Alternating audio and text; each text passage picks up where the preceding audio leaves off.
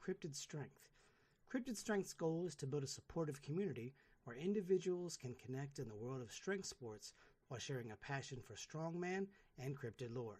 Embrace the unknown, stay curious. Thank you to Cryptid Strength and its owner Madeline Odell for sponsoring this episode of This Uncanny Earth. Seeing death as the end of life is like seeing the horizon as the end of the ocean. David Searles.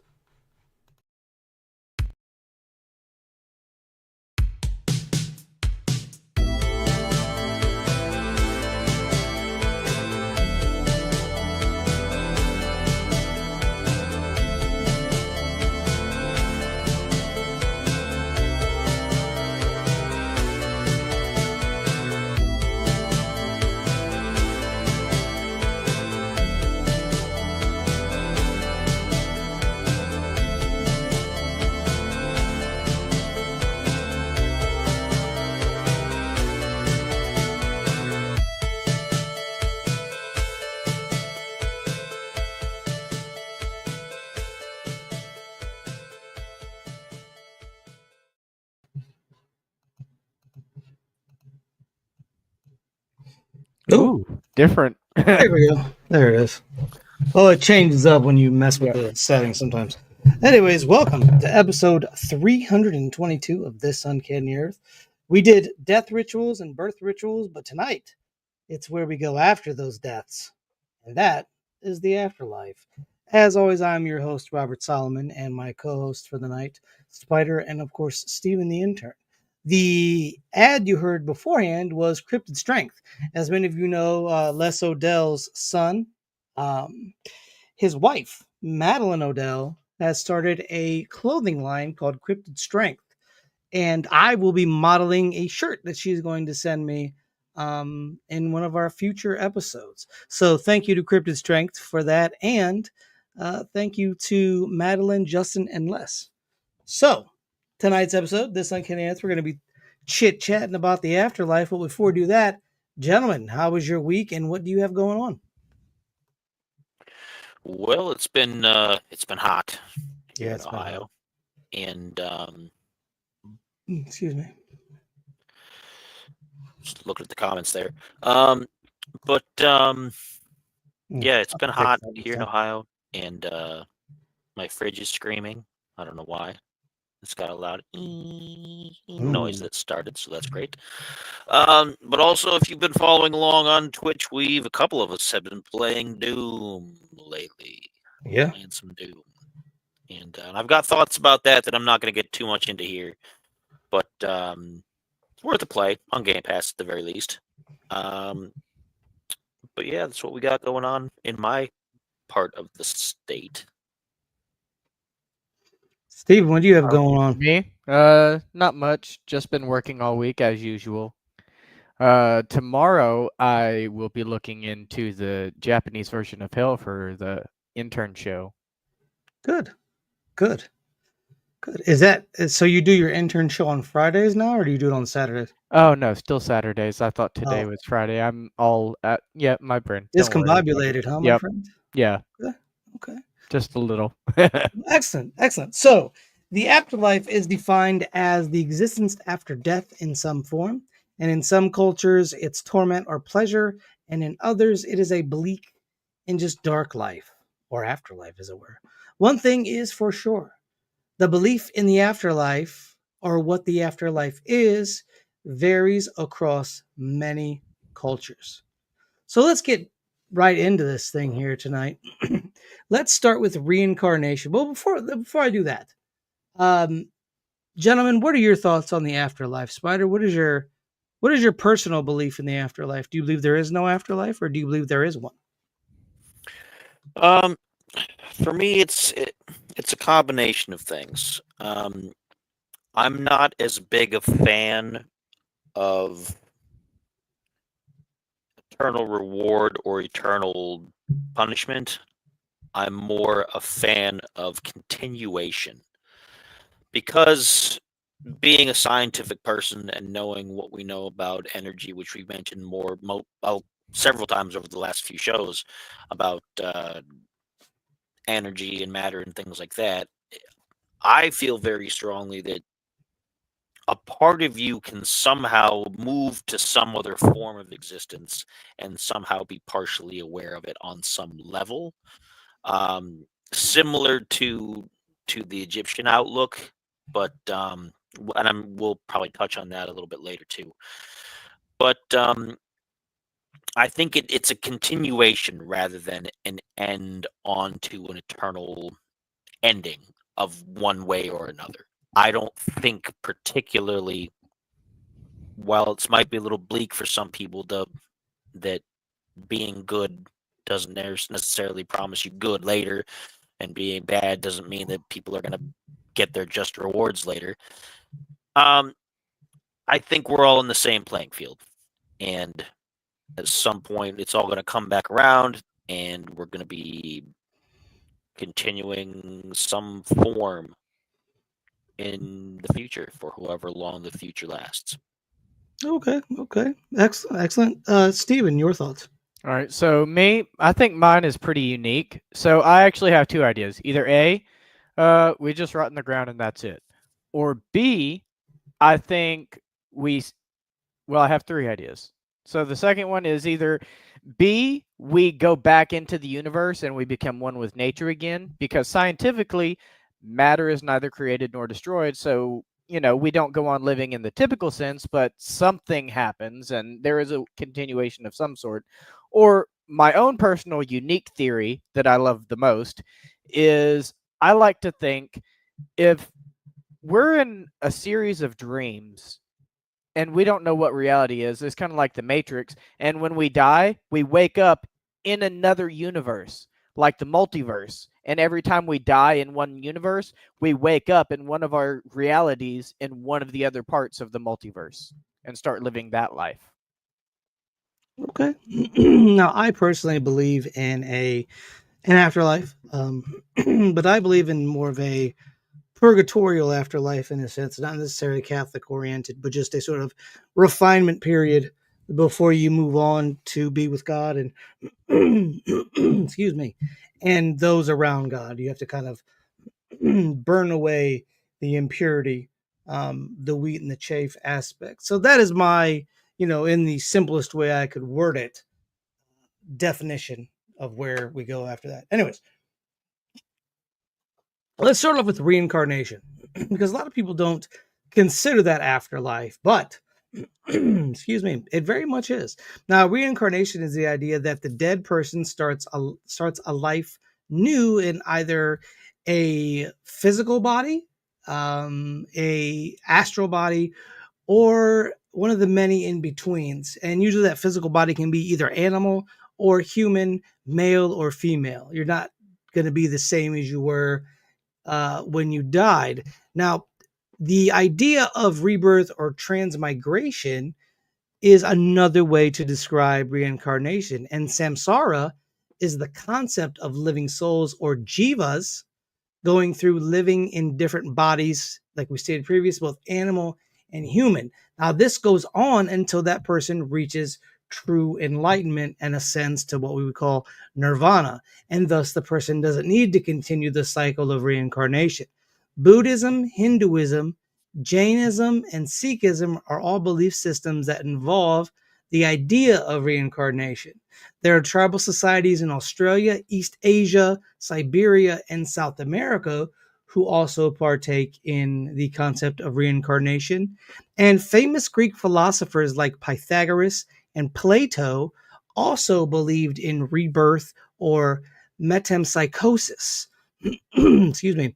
While most of our Abrahamic faiths don't necessarily partake in reincarnation, followers of the Kabbalah, the Cathars, the group we talked about a few weeks back, the Alawites, and the Druze all have concepts that integrate reincarnation within. There is a church called the Unity Church out of Kansas that also teaches reincarnation along with Christian ideology. The Rosicrucians believe in what is known as a life review. Now, this occurs immediately after death, but before entering the next phase of existence. And then the judgment follows after. And like you would think. The life review is a summary of one's life. Now, let's get into this thing because reincarnation is an interesting concept. I don't personally believe in it. I think that a lot of times people that, say, I was reincarnated from such and such and so and so. I believe that's DNA imprinting from people that came before you. Because if they can pass down certain traits and diseases like heart disease or cancer or diabetes, what's to say they don't pass down other ideas and concepts? So you're like, yeah, I remember back in 1972. Well, you were born then, but your uncle lived then, and obviously he would carry the same DNA as your mother or your mother and father, whoever is related to that person. Hopefully not your mother and father, because that's a whole nother topic for a whole nother show. Nope. But what do you think, Stephen, about reincarnation? What are your thoughts? I'm like you. I don't necessarily know if I believe it, but I do find it to be an interesting concept.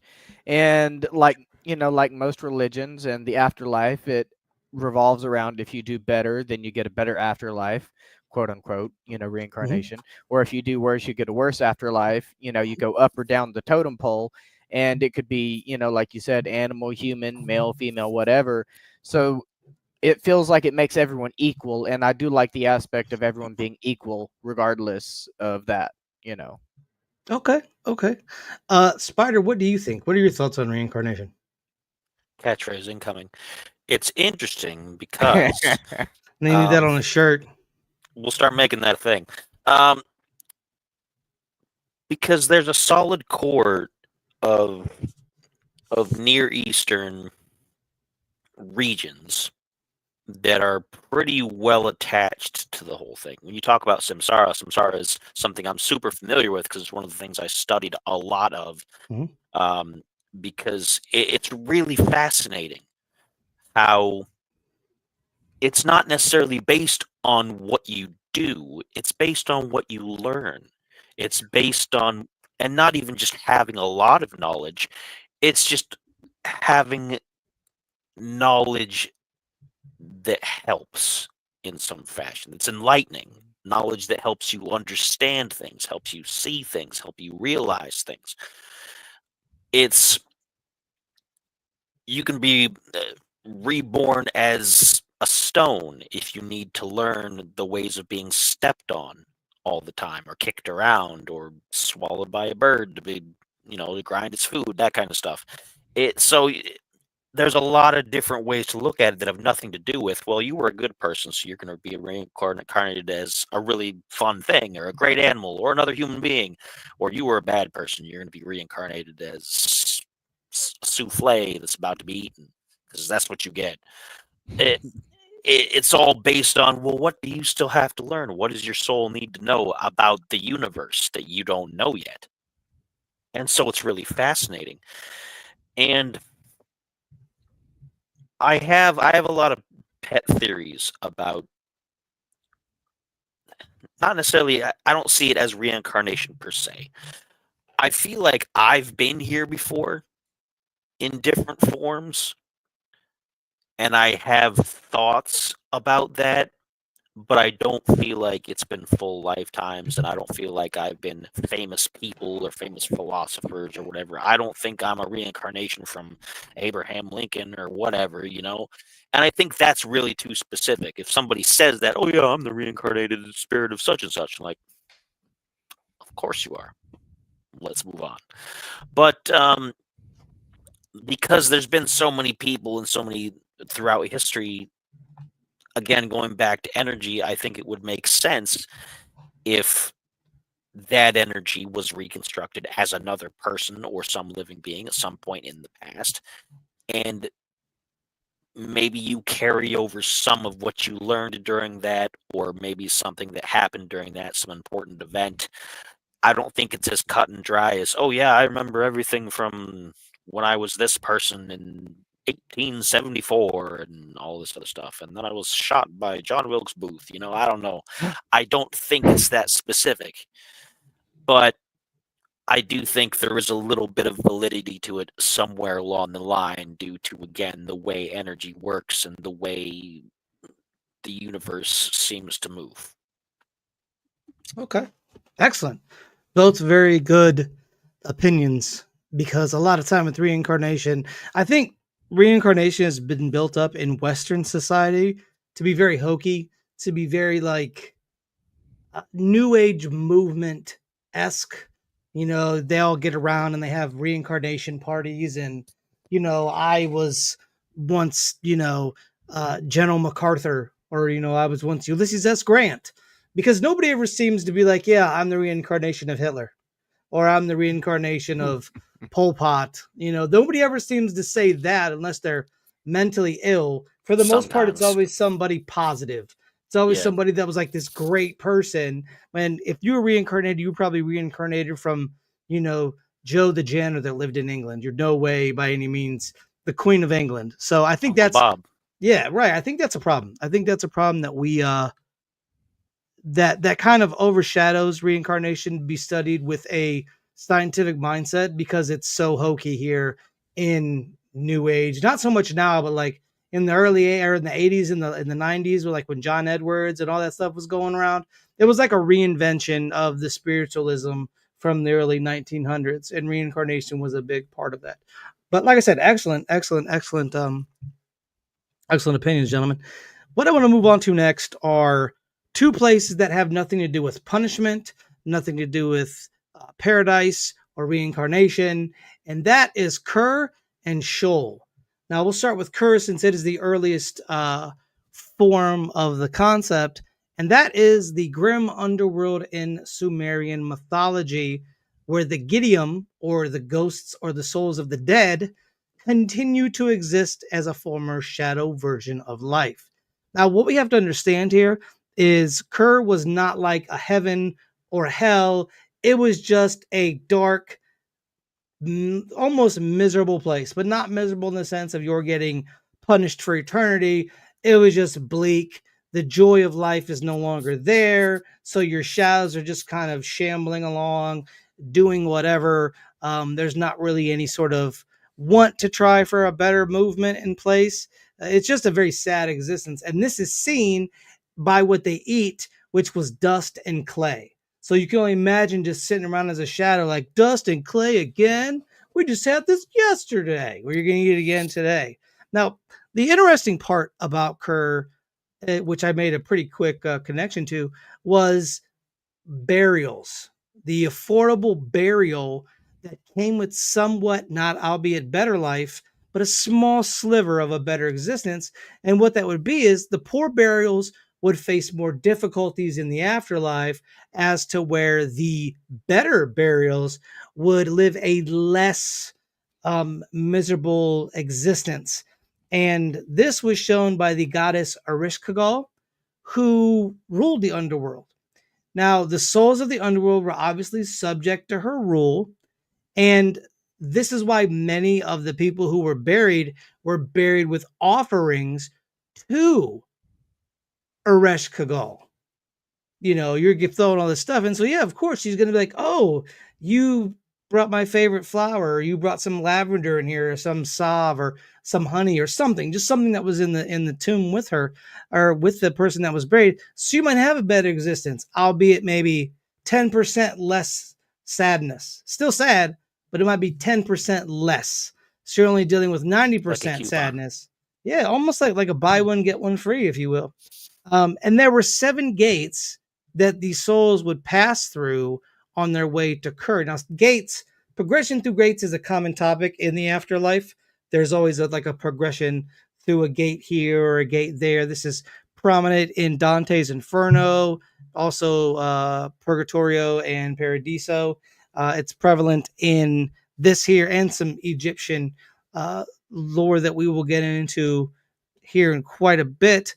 Now, I will start with Steven. Steven, what are your thoughts on sort of the bleak, miserable, albeit nowhere to go, but you're stuck there for eternity? But it almost reminds me, and I'm gonna let you get in here, of what I think about ghosts, about how they're very monotone, they're very sad. There's no like real connection, because I think personally that when the spirit dies, when the soul dies, and you made a good point about this earlier, is that matter is not destroyed.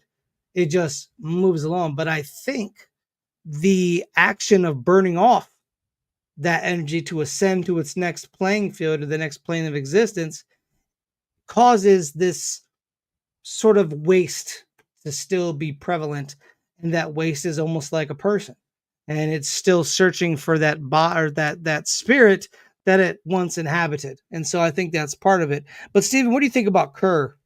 So, first, what you said actually makes a lot of sense, and I've always thought that, because spirits are, like you said, I think I agree with you. They're just energy, and a lot of them, they have this whole thing called death echoes, but that's a whole other thing. I'm not trying not to get derailed here. But yes, I agree with you on that. It's all right, man. And so about this one, though, it basically reminds me of purgatory.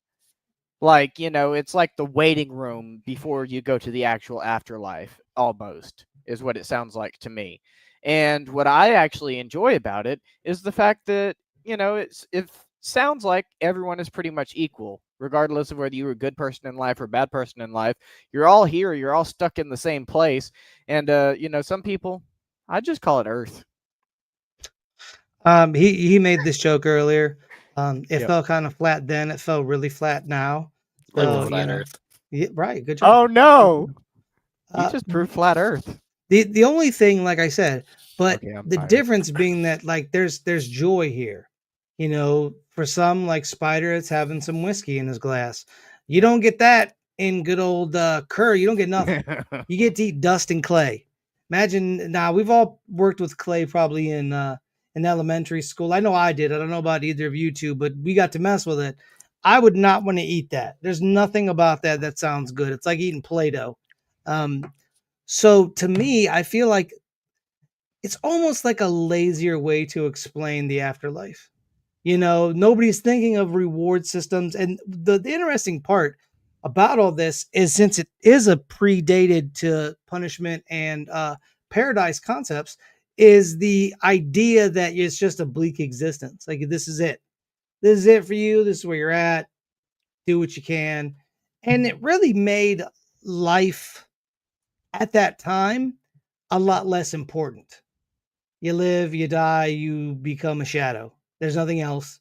That's it. So the idea, because we place a lot of importance on living a good life. That's what a lot of afterlife concepts come from, is doing the good deeds and being able to attain a place in a paradise like heaven, because you've done good deeds. But here it says it don't matter. You do good things, you do bad things. Go to clay and dust palace, and that's all you're gonna get. So, Spider, what do you think about Kerr? And did you know about this beforehand? Sumerian culture is just absolutely fascinating, because it's the first major civilization that we know of on the planet. And because of that, it was the first time that an average person, as part of a growing society, could be well off. Not necessarily rich, but they could have means, and they could be not just some rando on the street anymore. Yeah. And the more you look into it, the more it kind of looks like that this concept of the afterlife is specifically based around that fear that, well, we used to all be poor, because the only people who had anything were the tribal chief or the whoever, and it was shared among the tribe. Whereas now anybody could have the means and could have comfort and could be, more than just some average person.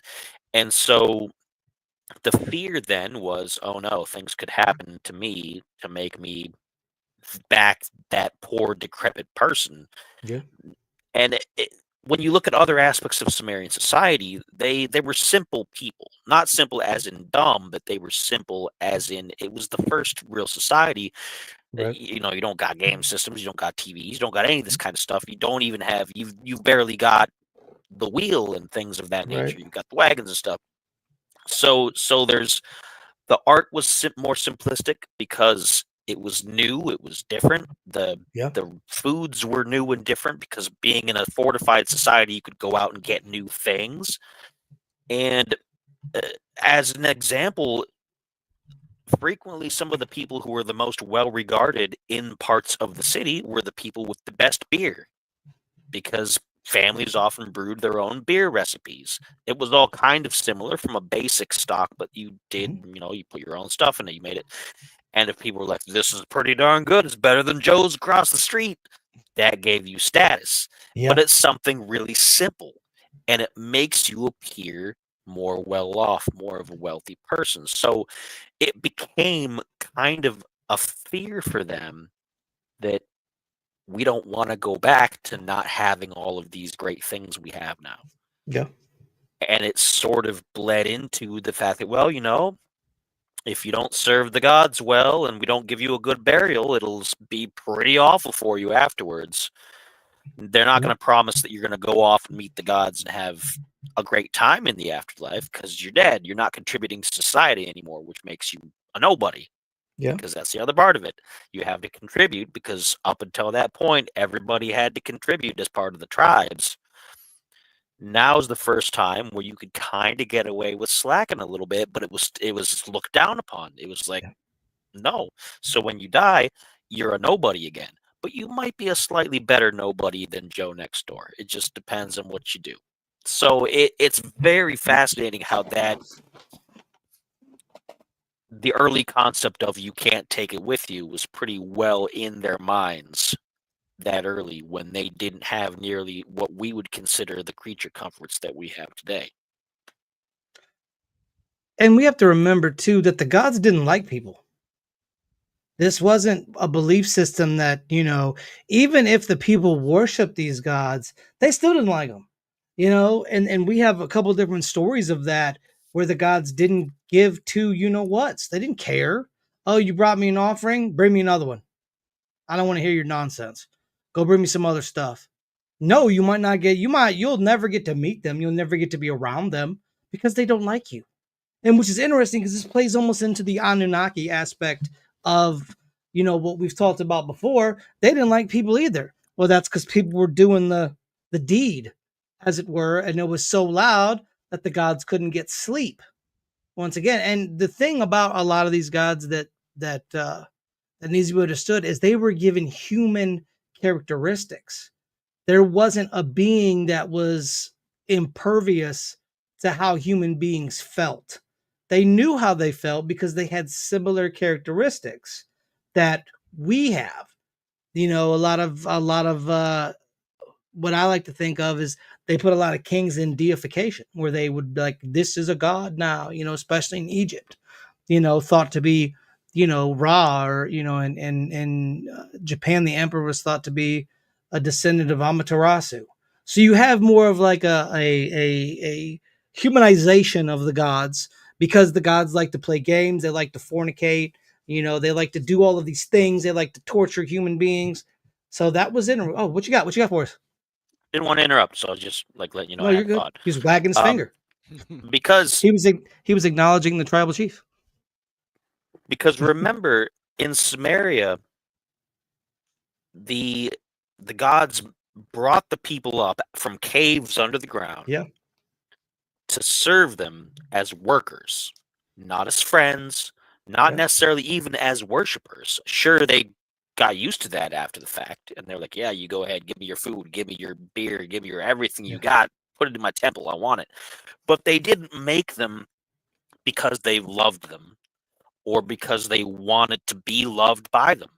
They brought them up to do the work that they didn't want to do, which ties into similar stories that we talked about the Nephilim, because the Watchers, one of the stories about them was that they didn't want to do things. They wanted, if the humans were here, why don't the humans do them?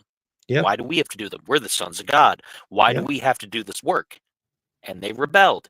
It came from that source material from Sumer, where they're just like, we need these people to do the work for us. They were not averse to wiping them out and starting over, if they caused him problems, except for a couple of them. But even then, it wasn't because they were, oh, I love these people, they love me. It was because I feel bad for them. We shouldn't be doing that. They're living people too. You Yeah. know, let's not kill them off. Let's warn them Yeah. ahead of time. It wasn't an act of love from your deity. It was an act of, I kind of feel bad. We made you come up here all this way. Yeah. We probably should let you know this big flood thing's coming. Save a few of you. It'd be all right. Yeah.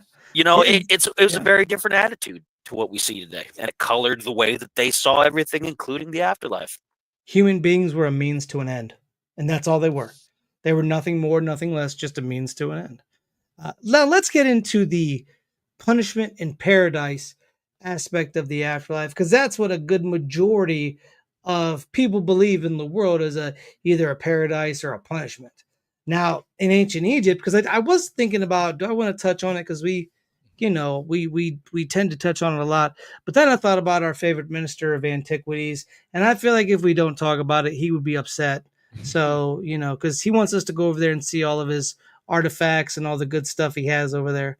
So we got to do that. So, but in ancient Egypt, as all of you know here, you got your heart weighed against a feather. Now, the heart was kept on the body during mummification processes so that the heart could go into the afterlife with the body itself. Now, upon reaching the Duat or the underworld, Anubis awaited. Now, Anubis was the jackal headed god that we see. And he waited. And as soon as you came through, he took the heart and he took a feather and he placed the feather on the scale and then your heart.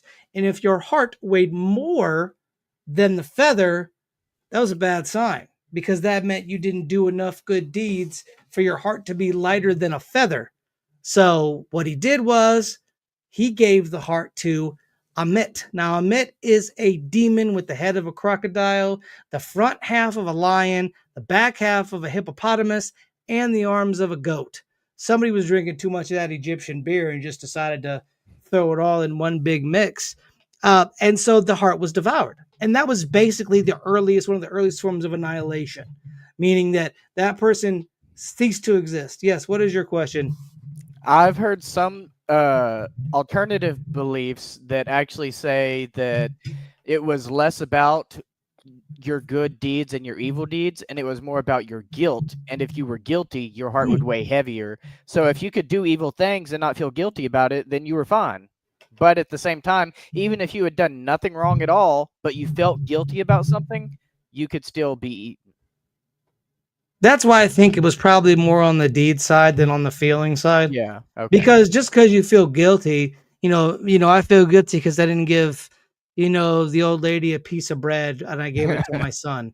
That's not really something to feel guilty about. Yeah. It's more of I stole something and I never repented for it.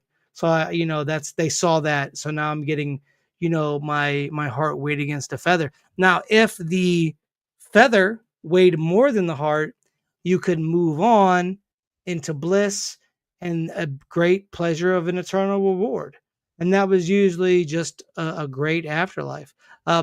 Spider, what do you think about the concept of a feather and a heart weighing? Because there has to be something more to it than just a heart and a feather. There has to be there's some symbolism going on there. What are your thoughts? Well, first off, there's a good quote from American Gods where they say, Ah, "Well, here we go. it was a really big feather." It was But huge. It was huge. It was the part best of it feather. is that, Stephen had a good point about the guilt part, but also because the theory was in older times, at least from what we know, from what we've read, from things that have been written, was that doing good things made your heart fuller, which you would think would make it way more, but it was more buoyant. It was more about floating, which is a really abstract concept. When we think, oh, you've got a big heart, it must weigh more, but it's filled with lightness, it's filled with goodness, and that makes it weigh less. Whereas if you've done a lot of bad things, that shrinks your heart into a stone, and stones are heavy. A stone versus a feather, pretty clear who's going to win that. So, and you don't think about the abstractness of some of these concepts, how deeply they felt about them. And a lot of it was also sort of propaganda, because the Egyptians back then were masters of being like, hey, you know what? The Pharaoh, he's one of the gods now. Yeah. So if you want to be good, you got to worship the Pharaoh good. You got to do this good. You got to do this good. You have to have a good burial. You have to have this. The mourners have to come around and say that you were awesome.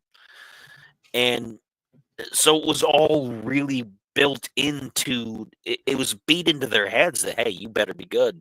If you ain't good, this big monster thing is going to devour you. And the parts of the creature, most of them, except maybe for the goat, I think the goat always gets a bad rap throughout history. Always. Like always.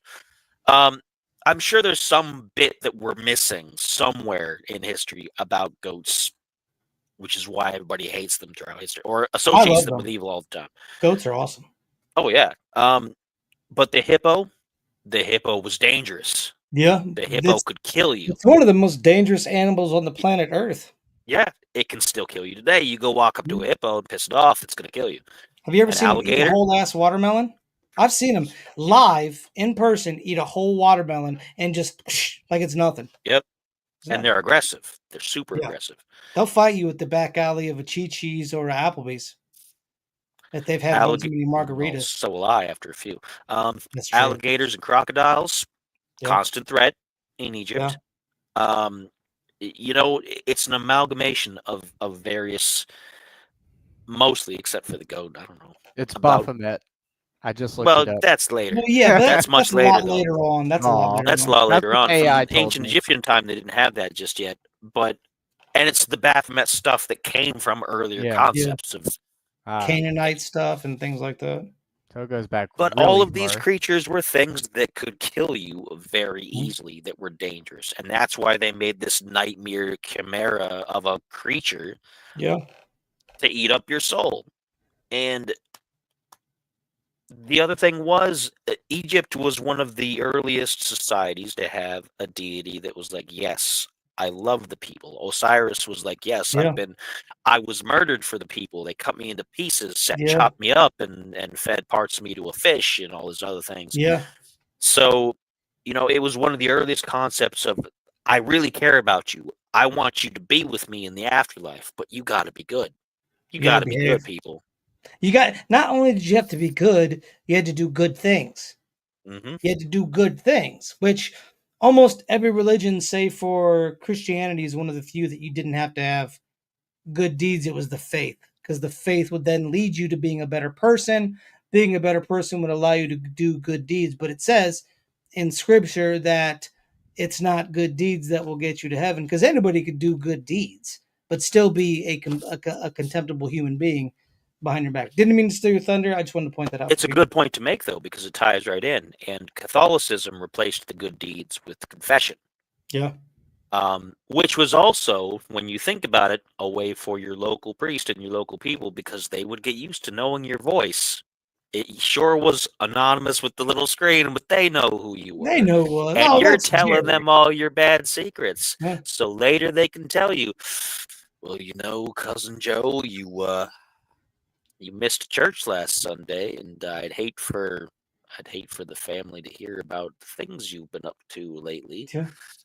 So that's what it became. It became, instead of good deeds, it became confession, and the confession was then used as a tool to make sure that you stayed good. It was, instead of please be good, it's important, it was, you better darn be good or I'm going to smack you. Or I'll let somebody else know so that nobody knows that I told you. Because they could just let it slip somewhere, like in a public place, or have somebody tell somebody else, and then next thing you know, it's telephone, and telephone doesn't always work out the way you think it would. So the evolution of all this is really, it's just really interesting to see. Yeah, I agree. How it goes from point A to point B, and then arrives at where we are today. But that's my point. Okay, excellent. So we're gonna talk about Hinduism, then I'll get Steven's opinion on this one. So in Hinduism, the followers are judged by Yama, who is the god of death. Now this is in accordance with what we know as karma. If the person adhered to the principles of being a good person and exhibited, once again, good deeds, they would either get rewarded or punished. If the person did the right thing and lived life accordingly, they would live a life in between bliss and heaven. Now, if they lived poorly, and reincarnation comes into play here, they would either be reincarnated to do better, like Spider said, reincarnated into a stone so they would get stepped on, or a souffle hot out of the oven, which is a very weird thing to be reincarnated in, but hey, who am I?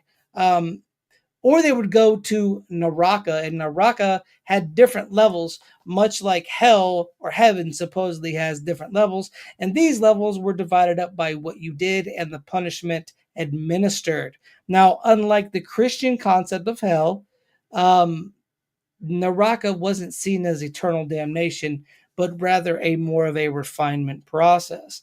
Stephen, your thoughts here about Naraka being a place of more of refinement, and your thoughts of Hinduism and the thought of reincarnation and the afterlife. What are your thoughts there?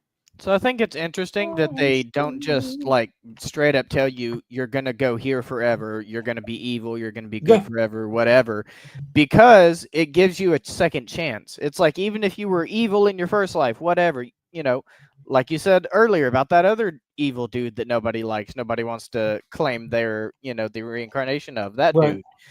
What if he came through and they tortured him for years and years, and then eventually he's like, hey, that's not nice. It's not nice when you gas people. It's not that hurt. Nice. Why'd you do that? And then he comes out the second time, and then his next life, he's Gandhi.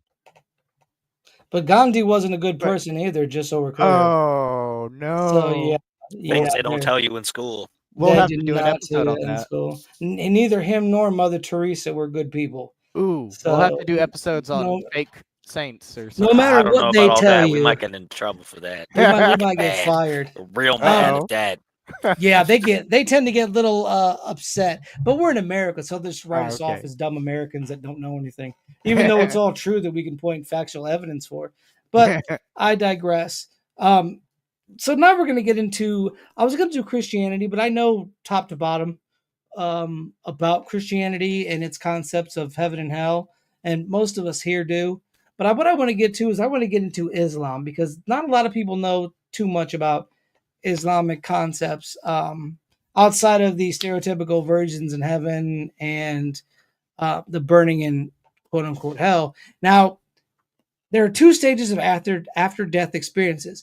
The first one is al-Qiyamah al-Sukra, and that is a minor judgment. So that one is just for every individual the moment they die. And then there is a major judgment, which is the al-Qiyamah al-Kubra, and this is the judgment for all of creation. Now, the minor judgment, also known as Barzakha, or the barrier, is where all souls remain inside the grave where they were buried and await Yom Adin, or the Day of Judgment. Every soul spends its time in Barzakha in either pleasure or torment. So it's almost like a waiting room. And they get a glimpse of their final destination through a window. Now, those who have built up many sins face some punishment in the grave that would either reduce or expiate their punishment on the Day of Judgment. Hopefully I said that word right. But let's stop here for a second. I'll ask both of you this. Spider, what are your thoughts on sort of a waiting room before you get judged? It's almost like a court. You're almost going to court, really. It does fit with the early forms of Christianity, because, of course, the early questions were, because afterwards, when you're supposed to be absolved through the blood of Christ and all that kind of thing, so that gets you into heaven. But what about everybody who came before Christ? And there were two schools of thought. The one school of thought is, oh, well, those people are screwed. No, there's nothing you can do for them. But the more thought out version, which is similar to how this Islamic concept is that all of those souls are waiting. They're just waiting. they're going to be judged at the end along with everybody else. So they're not tossed out the airlock. They're waiting for their chance. Now they can't do anything about it. So if you were a terrible person, you're going to wait there a long time just to find out you're thrown into a lake of fire, according to Christianity. But it's still a very similar idea where, you know, we're not going to just throw you out. We're not just going to leave you like you're all lost forever. So you have to then wonder, well, maybe there is a chance. Maybe wherever they're at gives them the opportunity to better themselves before it gets to the last day. Now, it's not really expressly said anywhere, but they probably didn't want to put a fine point on that, because then somebody could be like, oh, I can be bad as I want when I'm alive, because when I'm dead, I'll just make up for it and be good until the last days. It'll be great. And then later Christianity came on that by saying the last days could be any time. It could be tomorrow. It could be next week. It could be minutes from now. You got to be good now, because that's how people were thinking. They were thinking, oh, you know, I could just, you know, whatever. So they tried to get around it. But at the time, and it's a really interesting concept in that, hey, you know what? Eventually everything's going to end. Everything's going to be over. We're all going to go back to the creator of everything. And you might have to wait a little while because you've gone too soon, but you'll get there along with everybody else, which is kind of, on the other hand, it's kind of a nice idea, because then you're like, well, you know, I got to wait for it, but I've been good. I've done good stuff. I can wait a little while. It's worth waiting for. And that's a lesson in patience. There's so many different ways to look at all these things, rather than just face value of, yeah, they're just going to sit there and wait. You know? Excellent. Now, oh, did you want to finish? I'm sorry. No, I think that was it. Okay. Yeah, I think that was it. Now, I totally skipped over Shoal. I don't know what I was thinking. I just kind of went into this. So I want to touch on that real quick, and then I'll get Stephen's opinion of this. So in the Hebrew Bible, before the New Testament, before Christ came, there was a place of darkness where all of the dead went, and that was Shoal. And it was a separation from God, because when Adam and Eve sinned, it caused a rift between God and man that couldn't be mended until Christ came along and was the ultimate sacrifice to bring God and man back together. So Sheol was just a place of darkness. Now, it didn't matter if you were a good person, you were a bad person, that's where you went. It basically was a form of sleep and stillness, and it was the longest distance from heaven, which makes sense because the distance between God and man was such a vast chasm that it took a ultimate sacrifice to bring the chasm to a close. Now, the inhabitants were known as Rephaim, but not the same Rephaim that we find in the Bible, the giants like King Og and such. These were shades, which we were just talking about Kerr being somewhat similar in having shadows and things like that. Now, these entities didn't have a personality, much like we talk about with spirits and ghosts and things like that don't really have a personality. And at some point, it was thought they could communicate with the living. And we see this with the Witch of Endor, who contacts the shade Samuel for Saul, though those practices were forbidden by Jewish law. Now, Stephen, what are your thoughts on Sheol? Do you think what are your thoughts, sir? So Sheol actually reminds me of something I saw in a TV show in pop culture once, and in the TV show they called it the Empty, and it was this place where everything was completely empty, like you said, and everyone was asleep, because it was essentially, they said that was where, you know, monsters, when they die, they would go to purgatory. When humans die, they go to heaven or hell, you know, depending on your belief system, whatever, you know. But in this particular instance, they called it the Empty, and they said that this was where angels would go when they died, and everything was asleep, and there was one entity that was awake, and it was called the Nothing, or the Empty, and it was just this big thing, and it was like the closest supernatural being to the power level of God himself, because it was so strong. And it reminded me of that. And I think it's interesting how they say that, you know, you go there, like a lot of this stuff seems to center around outside of, you know, typical Christian beliefs. A lot of these things that we're talking about tonight remind me, and I take notice that it's like you go there whether you're good or bad, and it doesn't make a difference. So I like the equality aspect of it, like I said earlier. Now, I want to say, Sparta, you made a great point with the last days. It was sort of a way to hook people to bring them back in because, like you said, they could go be doofuses, and nobody would care because I can make it right before I die. So that concept of, the last days are here, they could be here any moment. I thought that was a fantastic connection. Now, the major judgment, running back into Islam, is all of creation is destroyed, much like is talked about in Armageddon-esque texts.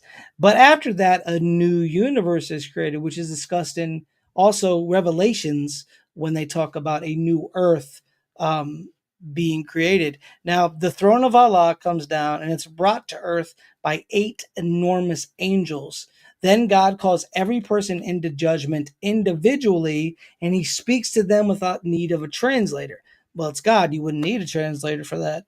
And it weighs their deeds on a scale very much akin to the Egyptian concept of the feather and the heart. Now, after the judgment, the path is 2 options. You can either go to Jannah, which is much like heaven, and the Quran describes it as a garden of perpetual bliss with rivers flowing underneath, and it is bigger than the heavens and the earth of the current life.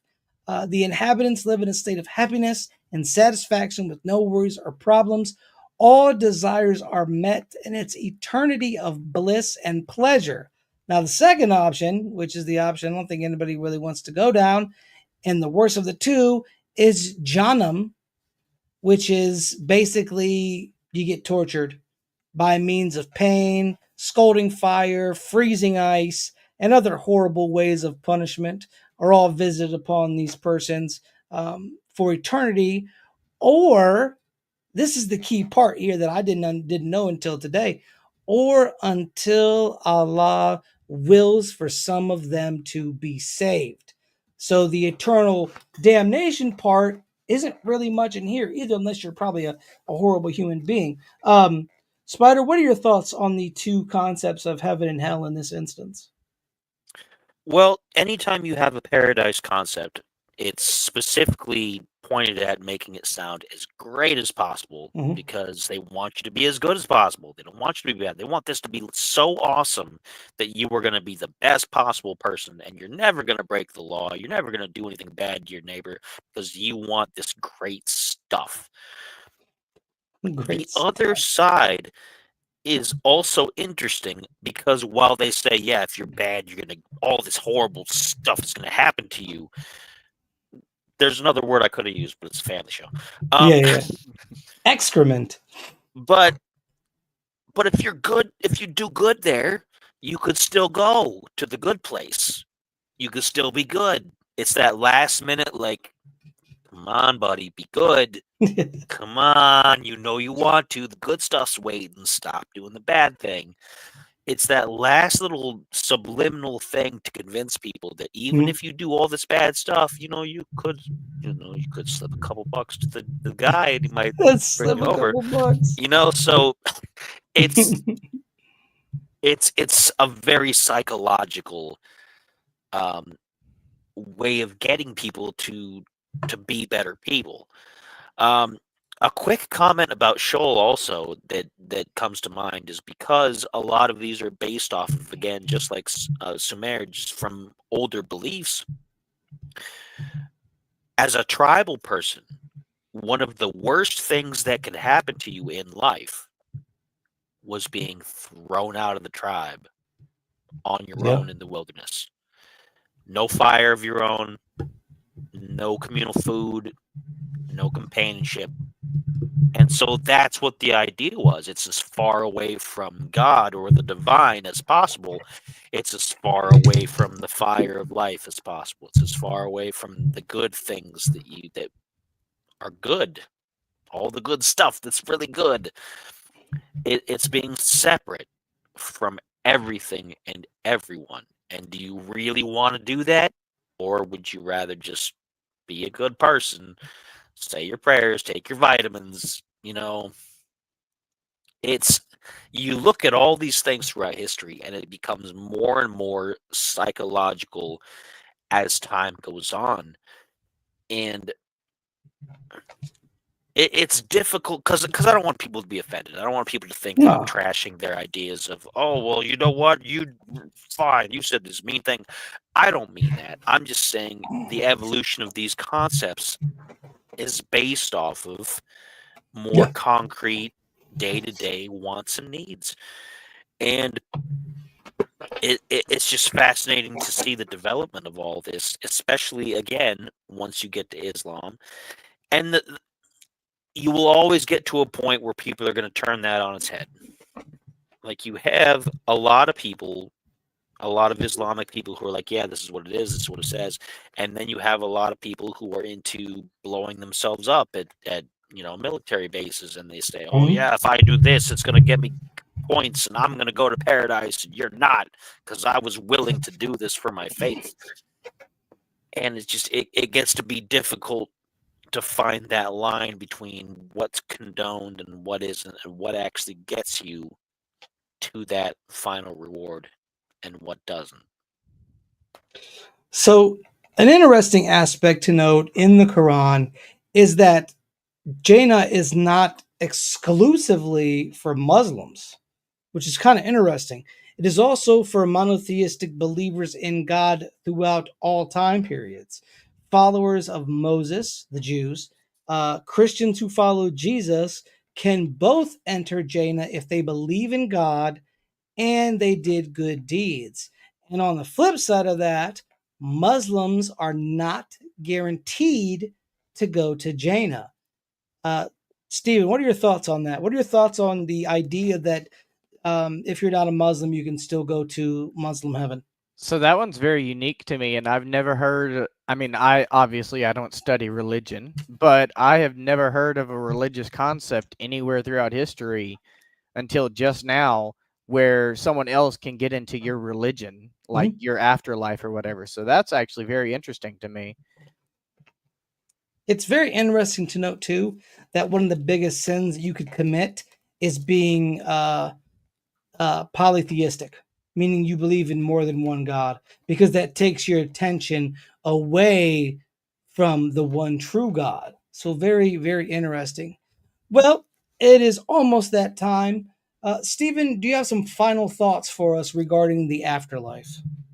Yes. So Okay. it was very interesting to me how a lot of the afterlives had very similar beliefs across all the different religions.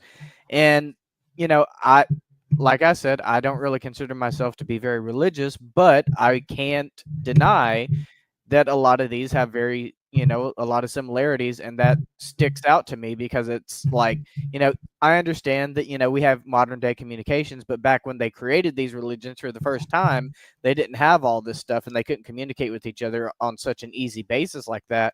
So how do they all seem so similar? Excellent. Spider, some final thoughts from you? Well, I think I said most of what's on the topic that I'm going to say, but I do have a recommendation.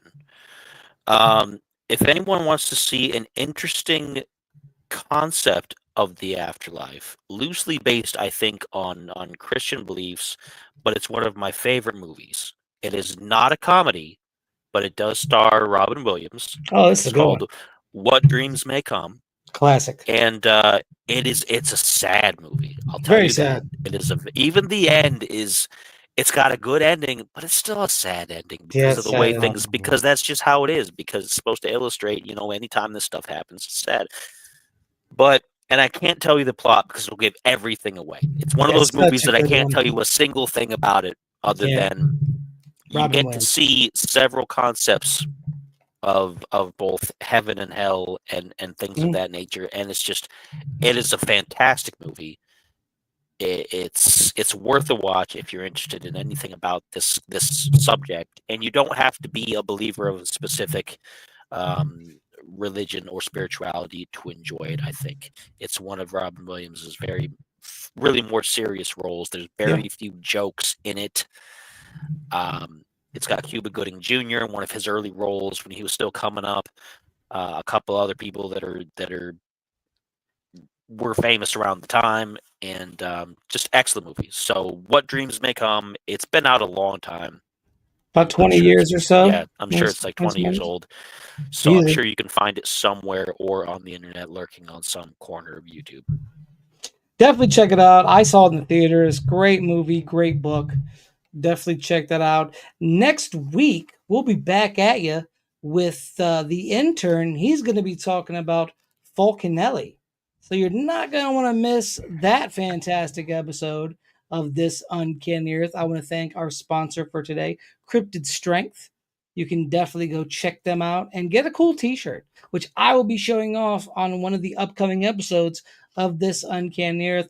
And Cryptid Strength will be part of the big announcement that we'll be having here in just a few weeks. So you want to keep your ears to the ground to hear what we have to say.